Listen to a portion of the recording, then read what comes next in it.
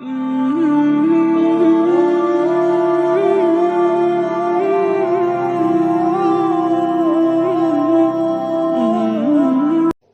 علیکم ورحمۃ اللہ وبرکاتہ۔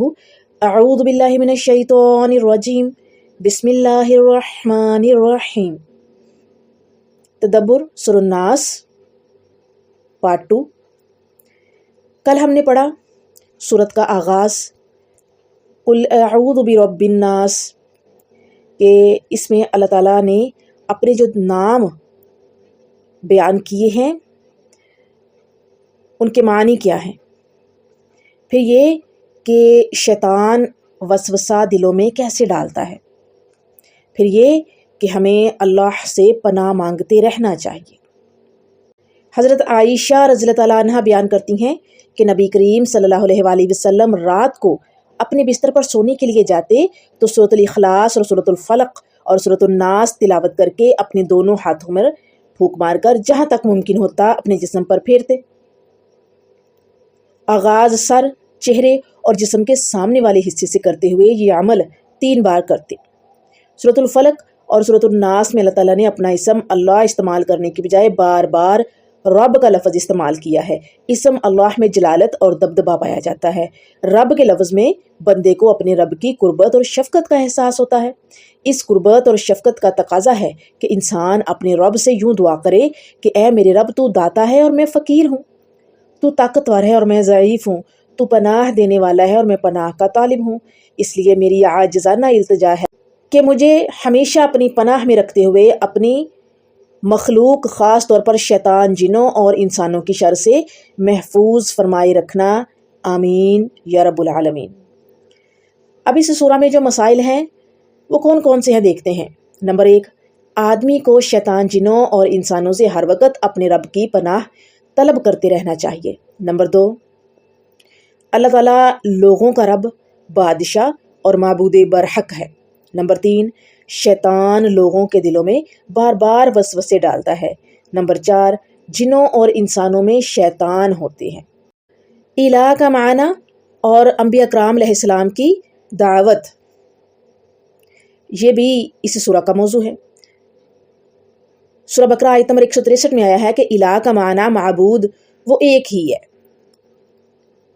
سورہ المومن آیت نمبر 65 میں آیا ہے کہ الہ کا معنی مشکل کشا اور حاجت روا ہے۔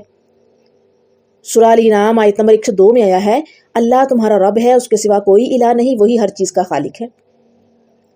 اور اسی طرح سے سورۃ الطٰہٰ میں الہ تمہارا ایک اللہ ہی ہے۔ سورۃ النحل آیت نمبر 51 اللہ تعالیٰ نے فرمایا 2 الہ نہ بناؤ، الہ ایک ہی ہے۔ اسی طرح سورۃ الطور میں آیت نمبر 43 کیا اللہ کے سوا کوئی الہ ہے؟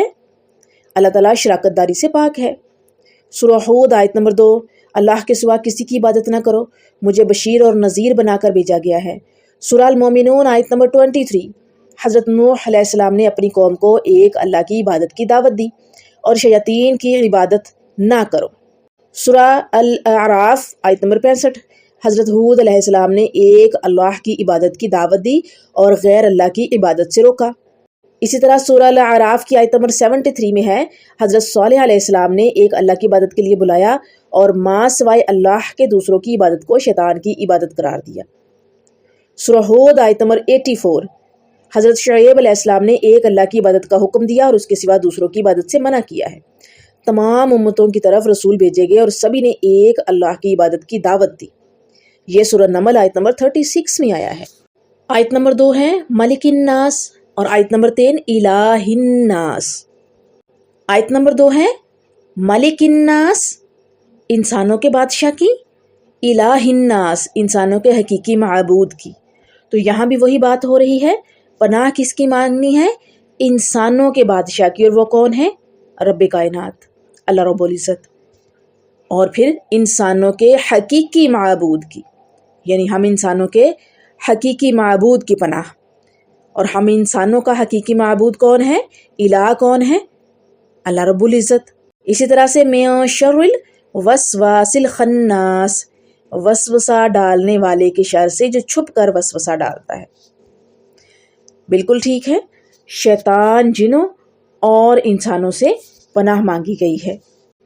وسواس الخناس، جس کے معنی پہلے بھی پڑھے ہیں کہ وسوسہ، بار بار وسوسہ ڈالنا، بار بار وسوسہ ڈالنے والا، پے در پہ یعنی مسلسل ایسے طریقے یا طریقوں سے کسی کے دل میں کوئی بری بات ڈالنا کہ جس کے دل میں وہ ڈالی جا رہی ہو اسے یہ محسوس نہ ہو سکے کہ وسوسہ انداز اس کے دل میں ایک بری بات ڈال رہا ہے۔ انسان صرف ایک دفعہ بہکانے سے نہیں بہکتا، بلکہ اسے بہکانے کی مسلسل کوشش کرنی ہوتی ہے، پے در پہ کوشش کرنی ہوتی ہے۔ اس لیے ایسی کوشش کو وسوسہ اور کوشش کرنے والے کو وسواس کہا جاتا ہے۔ وسواس الخناس کا مطلب سمجھ لینے کے بعد اب اس بات پر غور کرنا چاہیے کہ اس کے شر سے پناہ مانگنے کا مطلب کیا ہے۔ اس کا ایک مطلب تو یہ ہے کہ پناہ مانگنے والا خود اس کے شر سے خدا کی پناہ مانگتا ہے، یعنی اس شر سے کہ وہ کہیں اس کے اپنے دل میں کوئی وسوسہ نہ ڈال دے۔ دوسرا مطلب یہ ہے کہ اللہ کے راستے کی طرف دعوت دینے والے کے خلاف جو شخص بھی لوگوں کے دلوں میں وسوسے ڈالتا پھرے، اس کے شر سے داعی حق خدا کی پناہ مانگتا ہے۔ داعی الی الحق کے بس میں یہ کام نہیں ہے کہ اس کی ذات کے خلاف جن جن لوگوں کے دلوں میں وسوسے ڈالے جا رہے ہیں ان سب تک خود پہنچے اور ایک ایک شخص کی غلط فہمیوں کو صاف کرے۔ اس کے لیے یہ بھی مناسب نہیں کہ اپنی دعوت الی اللہ کا کام چھوڑ چھاڑ کر وسوسہ اندازوں کی پیدا کردہ غلط فہمیوں کو صاف کرنے اور ان کے الزامات کے جواب دہی کرنے میں لگ جائے۔ اللہ تعالیٰ نے دعوت حق دینے والے کی ہدایت فرمائی ہے۔